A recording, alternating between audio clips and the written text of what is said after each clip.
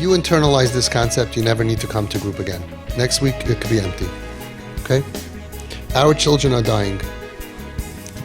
What's the difference? What's killing them? Whether it's a physical, Rahman al-Islam le'aleinu, cancer, or it's something deep inside of them that's killing them emotionally, took them away from the path that they were on, ruining their chance to function, stopping them from being happy.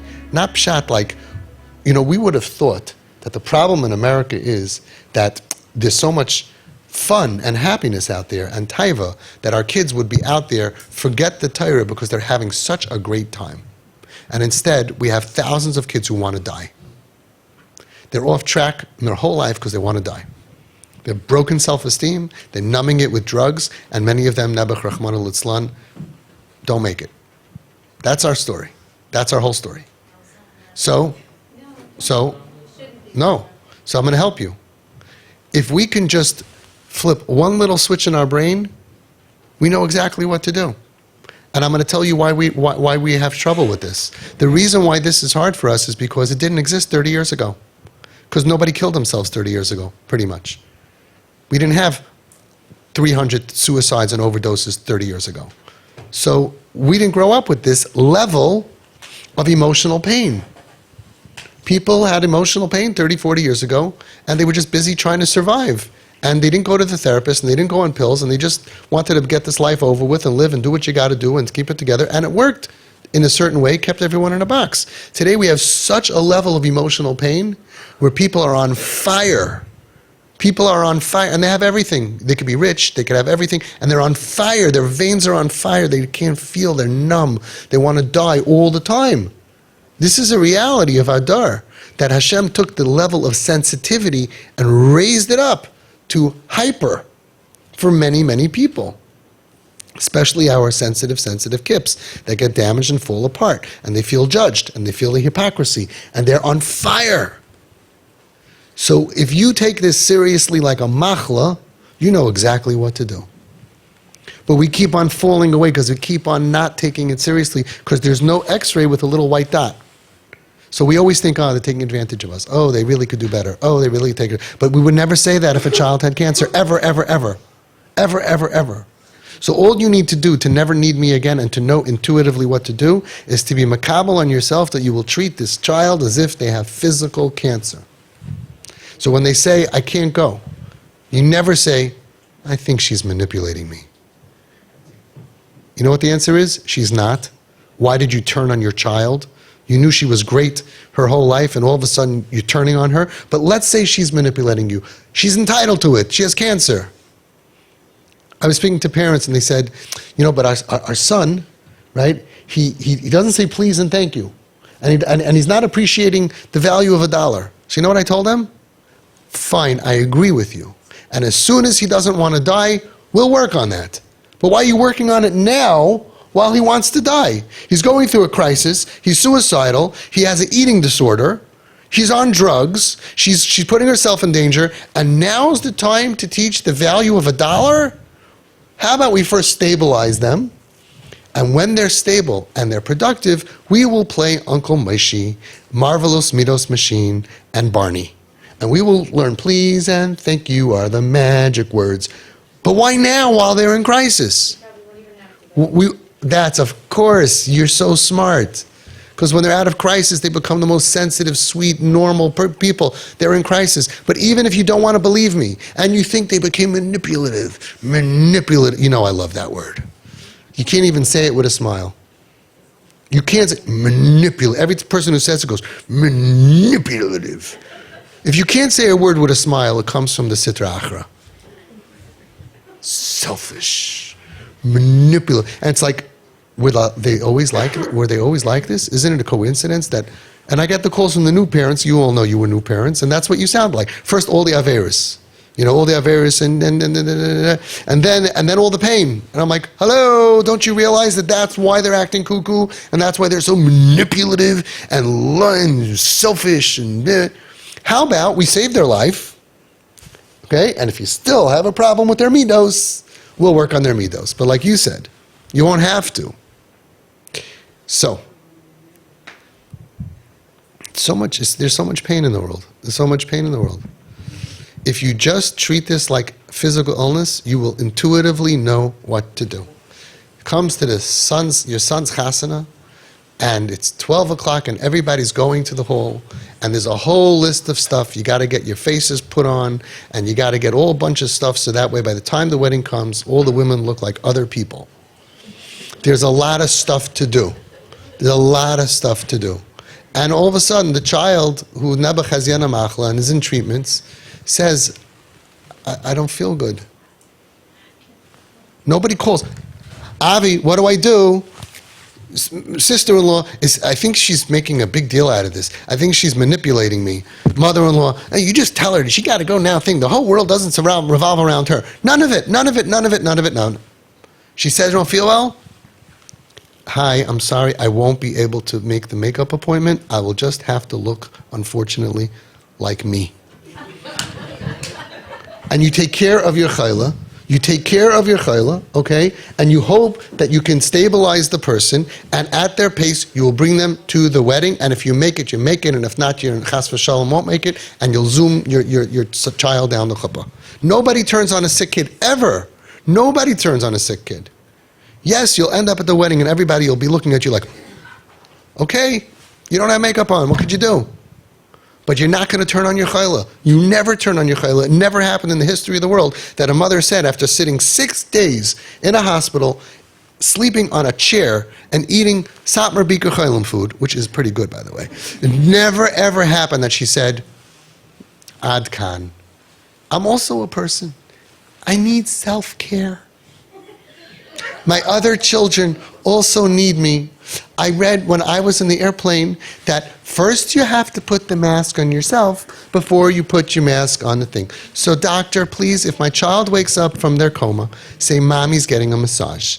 And I will be back after I feel that I have enough energy to deal with this crisis. Never happened in the history of the world. Where were you Yom Kippur? I was in the hospital. Where were you Rosh Hashanah? Where'd you hear shofar? Shofar, I don't know. I think I heard something. It sounded like a shofar. I did the best that I could, but I'm not abandoning my child. We never abandon child. Not only for deathly ill, but for fever. Fever. A kid has a fever, 102 fever. The next day it says, and you check it, it's 102 fever. Mommy, I really want to go to school. I have a test. No, you're not going to school. You're going to eat ice cream, and you're going to sit on the couch and you're going to watch Yosef Spiel or whatever you're going to watch, okay? But I really want to, no. Even if they want to go, we won't let you because you have fever. He comes to the Shabbos table, wakes up in a sweat, comes when you're up to the soup, comes to the table in their pajamas, and your friends are there, and your friend says, Azoi kim to Shabbos tish? This is the way you let your kids? This is your chinuch? And you say, fever. Oh, fever. Of course, come in your underwear. Everybody understands fever. And if the fever doesn't go away after a month or 2 months or 3 months or 4 months, low-grade fever, doctors don't know why. Kid can't sleep, we have only Rahmanis, so much Rahmanis, more Rahmanis on a kid, even if you can't die. And what happens if one of our Jewish little precious children throws up? Oh, king, you threw up, king. You don't have to help out. You could sit there on the couch. Everybody's cleaning up. Everybody's making Pesach. Everybody doesn't matter. No, don't tell Chani. She threw up. She had fever 3.5 days ago. You don't have to clean, spoil her rotten, and take her to whatever she wants. We get that. We do this naturally. Kid wants to die. Kid can't function. Kid's on drugs, hurting themselves, eating disorder, mental illness, depression, anxiety, OCD, ODD, BPD, bipolar, MP3, JFK, whatever it is, and they really want to die, and the parents are like, well, I don't think we should be just saying yes to everything. What kind of lesson is that to the other children? Sometimes you got to say no. It's very important for the chinuch of the child to say no. We can't say yes to everything. She's going to just twist herself around our finger, and we're going to go broke. And we can't let that happen. Because now we have to be in chinuch mode and parent this person. Not when they are sick. Not a chayla. You cannot be mechanech a sickness. You have to show the child that I'm not against you, because here's the real problem. Not only did you not help the sickness, but you gave them a new one. The sickness of feeling that my parents don't understand me could be more traumatic than some stranger did what he did to me. The sick feeling inside of you that I can't describe, but if you use your chachma, you could feel. I wish we should pass around a little bit of a syringe, and everybody should give them a shot for 1 minute of the sick internal feeling that I feel like my family is disgusted with me. I'm a burden on society. Nobody likes me. They wouldn't mind if I disappeared. I don't have any future. I am a rotten person. I feel rotten. I feel empty. That sickness that you would begin to feel within 30 seconds, by the end of a minute, you would be smoking weed to numb your brain. You would look like a very selfish, manipulative person. You would not be able to function, because you can't function when you want to die. You can't function when you feel these feelings that these kids feel. So not only do they have emotional cancer, not only are their lives ruined and taken because they wanted to be your nachas, they wanted to be like the other kids, they love when that nachas shines out of your eyes, they wish that they could be, all of that was ripped away from them, and now they have a new machla. Nobody understands me. They think I have bad midos.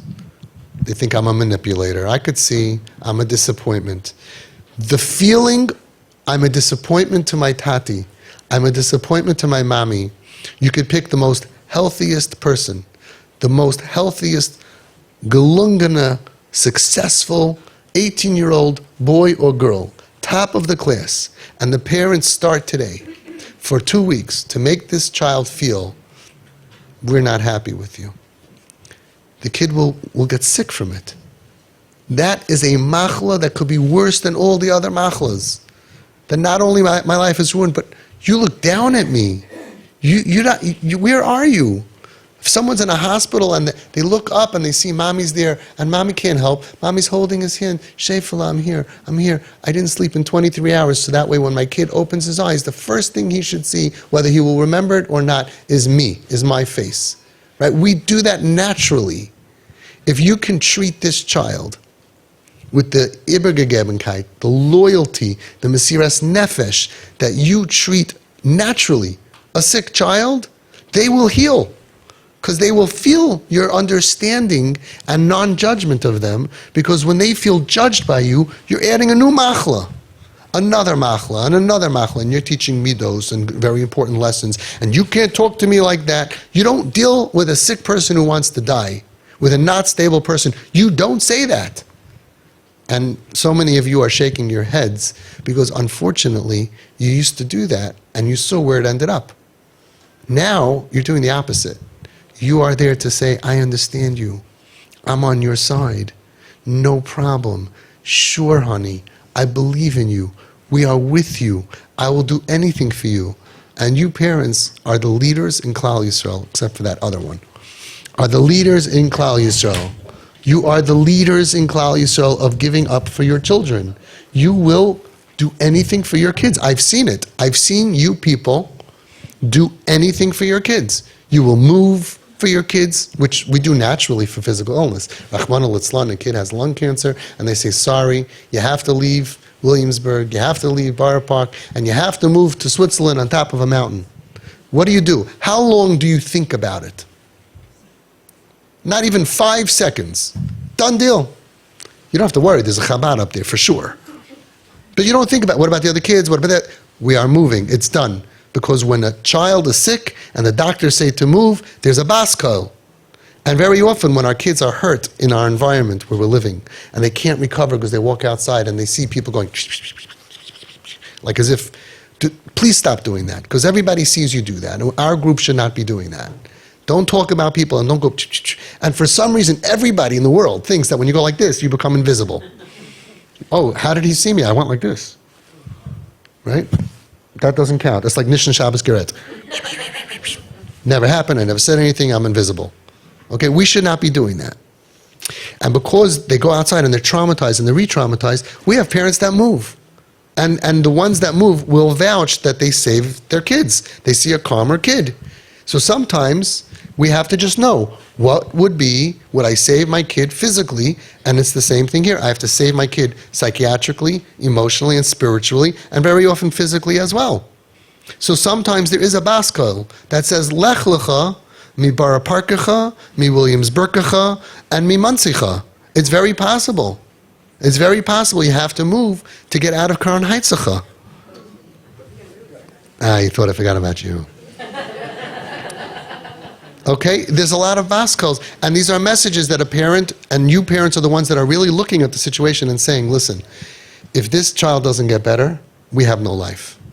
Because as the famous saying goes, a parent's happiness is as high as the lowest child's happiness, right? So we're going to do everything to save this kid. We are going to do every single thing that we can to save this kid. And we're going to try to get out of this as quick as possible. And sometimes that means temporarily, for a year or for 2 or for 3, moving somewhere else. It's not so bad. People don't mind. Because we move naturally for physical illness. What else do we move naturally for? Money. Money, money, money. So just treat this kid like for money and for physical illness, and you will naturally know what to do. Is it Mesiras Nefesh? It is. Does it work? Baruch Hashem, it does. And that's our job. So if you can't find me, you're not sure what to do, say, what would I do if this was physical illness? Learn how to create the mashal to the nimshal, because it's different. Because with physical illness, they don't steal your car and bash it up. It's a different type of mashal and a nimshal. Understand what your tafkid is, and then you won't make mistakes, Be'ezus Hashem, and hopefully you won't need me.